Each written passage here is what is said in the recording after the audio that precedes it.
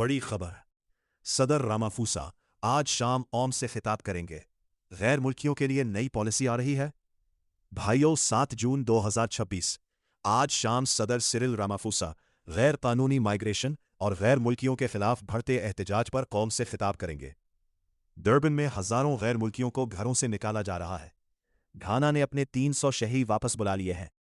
सराय के मुताबिक सदर 5 बड़े ऐलान कर सकते हैं।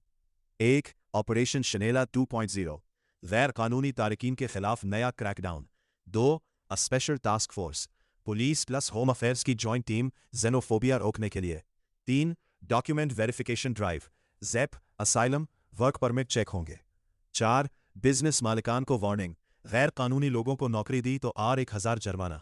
5. गैर मुल्कियों की सिक्योरिटी कानूनी गैर मुल्कियों के लिए हॉटलाइन नंबर और पुलिस प्रोटेक्शन का ऐलान मुमकिन है।